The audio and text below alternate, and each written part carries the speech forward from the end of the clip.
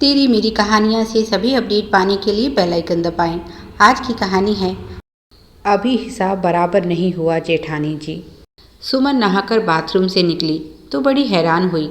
अभी जाने से पहले ही तो उसने अपनी साड़ी प्रेस करके यहाँ बेड पर रखी थी। कहाँ चली गई? उसने अलमारी खोली। शायद मिहिर ने वापस अलमारी में रख दी हो, पर साड़ी वहाँ नहीं थी। वह हैरान परेशान सोच ही रही थी कि साड़ी कहाँ गई।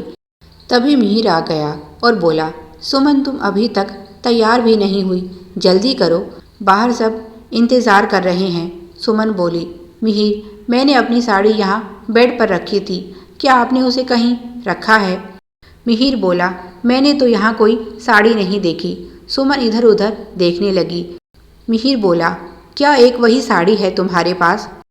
अलमारी में से कोई भी निकाल कर पहन लो।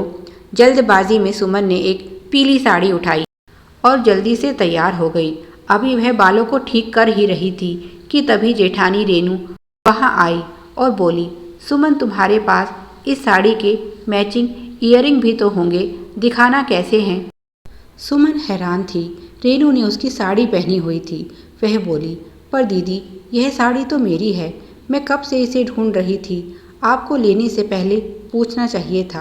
रेनू बोली, मैं जब कमरे में आई तुम यहाँ नहीं थी, साड़ी बेड पर थी, मुझे अच्छी लगी तो पहन ली। और फिर उन्होंने बिना पूछे उसके श्रृंगार के सामान से साड़ी की मैचिंग ईयरिंग निकाल कर पहन ली। सुमन हैरानी से उन्हें देख रही थी। वह मुस्कुराते हुए बोली, तुम्हारे पास तो बहुत साड़ियाँ हैं, पर मेरी सभी पुरानी हो चुकी हैं। बाहर पहनने लायक कोई अच्छी साड़ी नहीं थी, इसीलिए तुम्हारी साड़ी ले गई। तुम्हें बुरा तो नहीं लगा? अब सुमन क्या कहे, एक तो उससे बिना पूछे उसकी साड़ी ले ली, ऊपर से पूछ रही हैं बुरा तो नहीं लगा। उसी समय सासू माँ आ गई और बोली, जल्दी करो तुम दोनों, बाहर तुम्हारे ससुर जी बहुत नाराज़ हो रहे हैं। वापस आने के बाद 3 दिन तक रेनू ने वह साड़ी नहीं लौटाई तो सुमन को उनके कमरे में जाकर उसे मांगना पड़ा। तो रेनू बोली, मैं कौन सा तुम्हारी साड़ी लेकर भाग रही हूँ, सोच रही थी धो कर दे दूँ, पर तुम्हें इतनी ही जल्दी है तो यह लो, इसके पल्लू पर थोड़ा दाग लगा है, साफ कर लेना पहनने से पहले। जिस नाराज़गी और एहसान के साथ रीनू ने साड़ी लौटाई, सुमन को गुस्सा तो बहुत आया, पर अभी उसकी शादी को ज़्यादा समय नहीं हुआ है, इसीलिए उसने जेठानी से उलझना सही नहीं समझा। पर जल्दी ही उसे समझ आ गया कि बिना बोले काम नहीं चलेगा। जब भी उसे परिवार सहित कहीं जाना होता, रेनू उसके कमरे में पहुंच जाती और उसकी अलमारी से कोई भी साड़ी उठाकर ले जाती। वैसे तो रेनू का व्यवहार उसके साथ ठीक था। उसकी समझदार सासू माँ ने दोनों के कार्यों का बंटवारा कर दिया था। सुबह के काम की जिम्मेदारी सुमन पर थी, क्योंकि रेनू का बच्चा अभी छोटा था। रात को उसकी नींद ठीक से पूरी नहीं हो पाती थी, इसीलिए सुबह जल्दी उठना उसके लिए संभव नहीं था। दोपहर का खाना दोनों मिलकर बनाती। रात का काम रेनू के जिम्मे था। उस समय सासू माँ बच्चे को संभालती, पर जेठानी का यह व्यवहार उसे कुछ समझ नहीं आ रहा था। खुद की अलमारी में एक से बढ़कर एक साड़ियाँ भरी पड़ी हैं, फिर भी उनकी नज़र सुमन के कपड़ों पर होती है। उसने मिहिर के सामने भी अपनी समस्या बताई तो वह बोला, इस बारे में मैं क्या कर सकता हूँ, तुम्हें माँ से बात करनी चाहिए। और एक दिन सुमन ने सासू माँ के सामने यह बात छेड़ी, माँ जी आप दीदी को कुछ साड़ियाँ क्यों नहीं दिलवा देती? मेरा मतलब है जब भी कहीं जाना होता है वह मेरी साड़ी पहनकर जाती हैं, कहती हैं उनके पास अच्छी साड़ियाँ नहीं। सुमन की बात सुनकर सासू माँ बोली, बहू यह सब तो उसके बहाने हैं, तुमने उसकी अलमारी कभी देखी नहीं है, एक से बढ़कर एक साड़ियाँ भरी पड़ी हैं। सुमन आश्चर्य के साथ बोली, फिर वह मेरे कपड़े क्यों पहनती हैं? सास बोली, क्योंकि वह आलसी और कामचोर है। तुम्हारी साड़ियाँ उसे साफ सुथरी और प्रेस की हुई मिल जाती हैं और दाग लगने का डर भी नहीं रहता। अभी बच्चा छोटा है, उसे अपनी साड़ियों के खराब होने का डर रहता है, इसीलिए बहानेबाजी करके तुमसे साड़ी मांग लेती है। बहुत चालाक है, बिना मेहनत के सब कुछ चाहिए उसे। इसीलिए तो मैंने तुम दोनों का काम बांट दिया है, क्योंकि जानती थी वह काम के मामले में भी तुम्हारे साथ कुछ ऐसा ही करेगी। सुमन बोली, पर माँ जी यह तो गलत है। एक तो वह मेरी साड़ी ले लेती हैं, ऊपर से उसे गंदा करके लौटाती हैं। सास बोली, अगर उसे छुटकारा पाना है तो उसी की तरह बेशर्म बनना पड़ेगा। सुमन बोली, क्या मतलब है आपका? और सास ने उसे जो समझाया उसे सुनकर सुमन खुश हो गई। उसे पता था सासू माँ का यह इलाज 101% काम करेगा। कुछ दिनों बाद उन्हें एक फंक्शन में जाना था और वह दोपहर को ही रेनू के कमरे में पहुंच गई और बोली, दीदी सोच रही हूँ आज हरे रंग की साड़ी पहनूं, पर मेरे पास इस रंग की कोई साड़ी नहीं है, क्या आपके पास है? कहते हुए उसने रेनू की अलमारी खोली। इस रंग की 2 साड़ियाँ सामने थी। रेनू को बहाना बनाने का मौका भी नहीं मिला।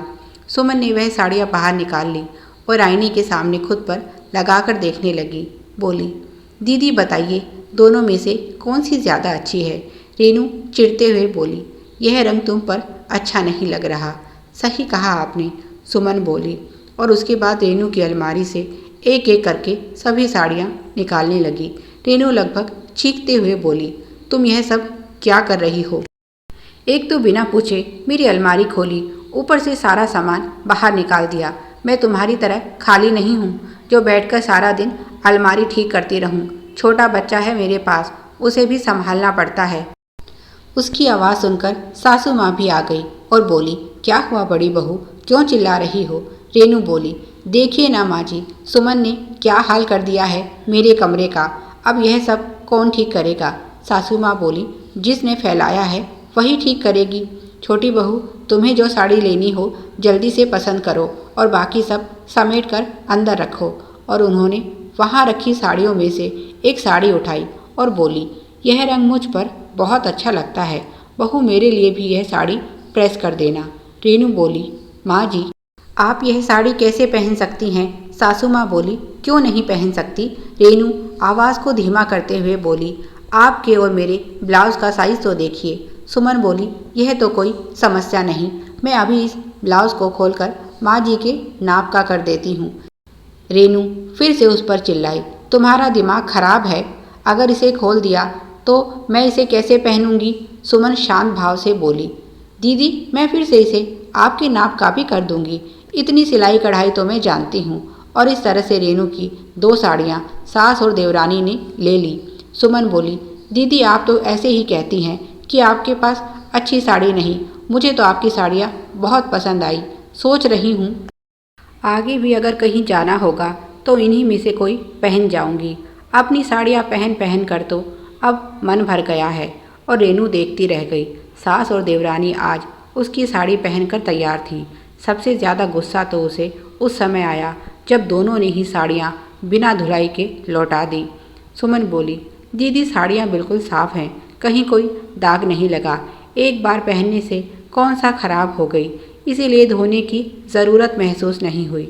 1-2 बार फिर से किसी अवसर पहनकर आप धो लेना। कुछ दिनों बाद सुमन रेनू के पास जाकर बोली, दीदी आज मैं माँ के साथ सत्यनारायण भगवान की पूजा में जा रही हूँ, अपनी वह पीली साड़ी निकाल कर दे दीजिए, इस अवसर के लिए वह बिल्कुल सही है। रेनू बोली, मेरी अलमारी की चाबी कहीं नहीं मिल रही, अपनी कोई साड़ी पहनकर चली जाओ, और वैसे भी तुम्हारे पास पीले रंग की बहुत अच्छी साड़ी है, वही पहन लो। सुमन बोली, याद कीजिए दीदी, एक बार आपने उसे पहना था, तब उस पर ऐसा दाग लगा कि गया ही नहीं, इसीलिए मैं उसे तो नहीं पहन सकती। याद कीजिए आपने चाबी कहाँ रखी थी? रेनू बोली, मुझे कुछ याद नहीं आ रहा। सुमन बोली, ठीक है मैं ढूंढती हूँ। और वह चाबी ढूंढने लगी, पर चाबी तो रेनू के तकिए के नीचे थी और वहाँ उसने देखने नहीं दिया। रेनू सोचने लगी, यह तो रोज़ का हो गया है, जब देखो यह मुंह उठाकर मेरी साड़ी मांगने चली आती।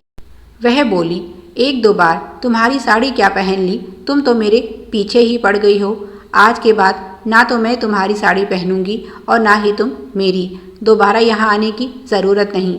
अगर साड़ी नहीं है तो अपने पति से कहो, वह ला कर देगा। सुमन मुस्कुराई और बोली, भाभी आप बहुत जल्दी समझ गई, यही तो मैं आपसे कहना चाहती थी। मैंने आपकी साड़ी एक बार क्या पहन ली, आपको इतना बुरा लगा, और आप जो हमेशा मेरे कपड़े मांगने चली आती हैं उसका क्या? रेनू चिढ़ते हुए बोली, ठीक है आगे से कोई नहीं आ रहा तुम्हारे पास, रखो अपनी साड़ियाँ अपने पास, मेरे पास अपनी बहुत हैं। अगर तुम्हें पसंद नहीं था तो साफ साफ भी कह सकती थी। इतना सब नाटक करने की क्या ज़रूरत थी? सुमन बोली। दीदी आप भी तो साफ साफ कह सकती थी कि आप अपनी साड़ियाँ इसीलिए नहीं पहनती क्योंकि आप उन्हें साफ करने की जहमत नहीं उठाना चाहती थी और मेरी साड़ियाँ ऐसे ही गंदी करके लौटा देती और अब मुझे ही सुना रही हैं। रेनू बोली। ठीक है, अब हिसाब बराबर हो चुका है। सुमन बोली। अभी हिसाब बराबर नहीं हुआ जेठानी जी, आपके कारण मेरी 2 साड़ियाँ खराब हो चुकी हैं। उनका क्या?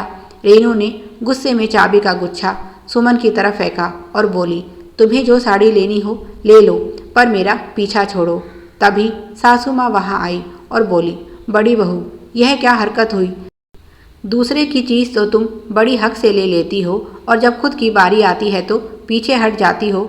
अगर देने का दिल नहीं है तुम्हारे पास तो लेने के भी मत सोचा करो। तुम्हारे इस व्यवहार से तुम अपना ही मान घटा रही हो अपनी देवरानी की नज़रों में। चलो छोटी बहू, मैं तुम्हें नई साड़ी दिलवा दूंगी। आगे से इस छोटे दिल की औरत से कुछ लेने की ज़रूरत नहीं है। रेनू सास की बात सुनकर शर्मिंदा हुई और सुमन से माफ़ी मांगते हुए बोली। छोटी, माफ़ कर देना, मैं बहुत शर्मिंदा हूँ। आगे से ऐसा नहीं होगा। और माँ जी, आप भी मुझे माफ़ कर दीजिए। मैं खुद को बहुत होशियार समझ रही थी, पर मेरी होशियारी मुझ पर भारी पड़ गई। और उसने 2 साड़ियाँ निकालकर सुमन को देते हुए कहा, इन्हें अपने पास रखो, अपनी बड़ी बहन की तरफ से। सुमन बोली। नहीं दीदी, मैं तो केवल आपका मन देख रही थी। मुझे कोई साड़ी नहीं चाहिए। बस इतना ही कहना चाहती हूँ।